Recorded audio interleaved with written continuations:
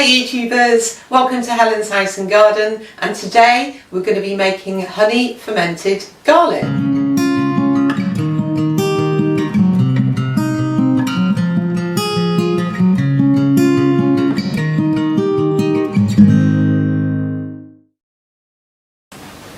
So what you need to make honey fermented garlic is obviously some garlic, honey, you'll need a spoon, a jar with a lid, and I've already printed a label. I'm just going to put today's date on there because it will be quite obvious to me what's in the jar.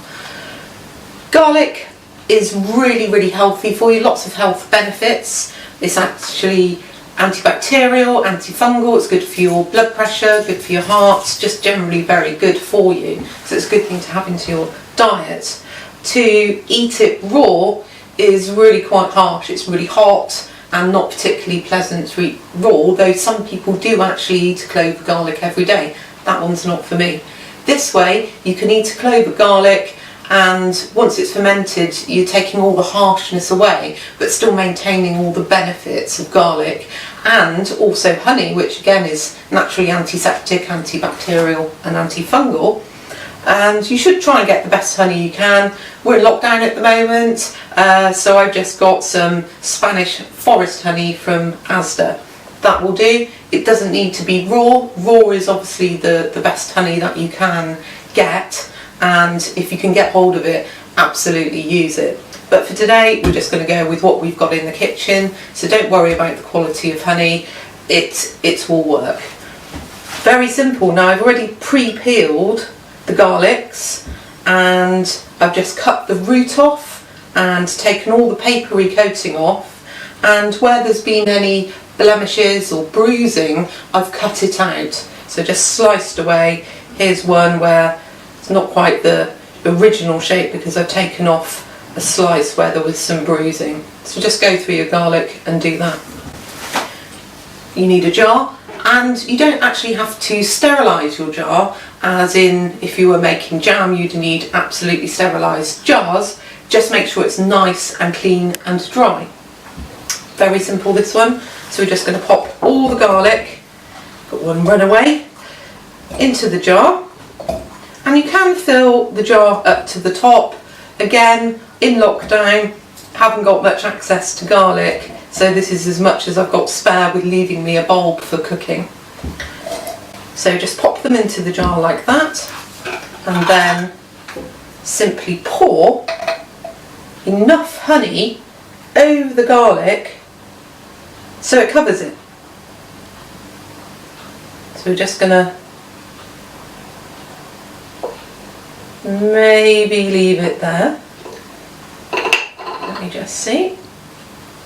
If you twist the jar at the end of the pour, generally you don't make too much mess. So we're just going to let that settle down. We might need to top it up because we want the honey to reach the bottom of the jar and coat every single piece of garlic. And you can help by rolling the jar around, or you can get a spoon and ensure that the garlic is absolutely coated with the honey. This honey's quite thick, that's fine, doesn't matter what consistency the honey is. What is important is that it actually coats all the garlic cloves. So we're just going to go for a little more.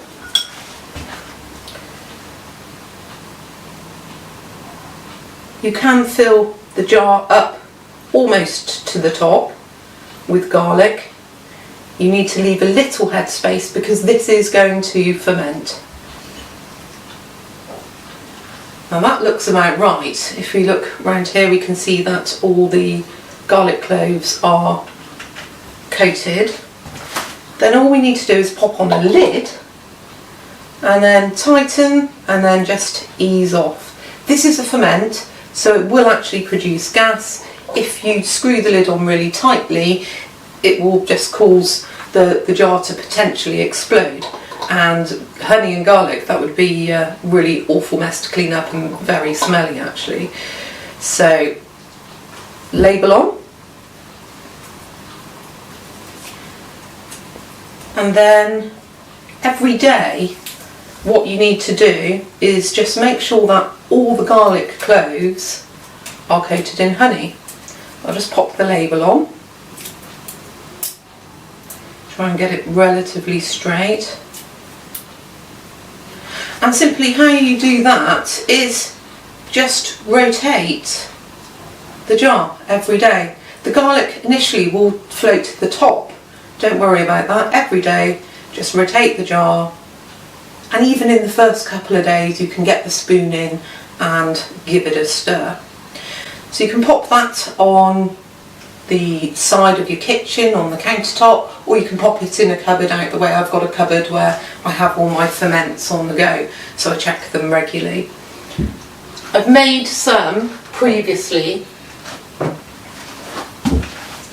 and as you can see, this one was made on the 1st of April, so it's an April Fool, and the honey has liquefied. And this is what will happen as it matures. The honey will go to more of a watery consistency, and this one was made even earlier on the 25th of March, and that's very watery indeed. The way you can use it, use the garlic in any type of cooking that you normally would. There's obviously a sweetness to it, which is lovely.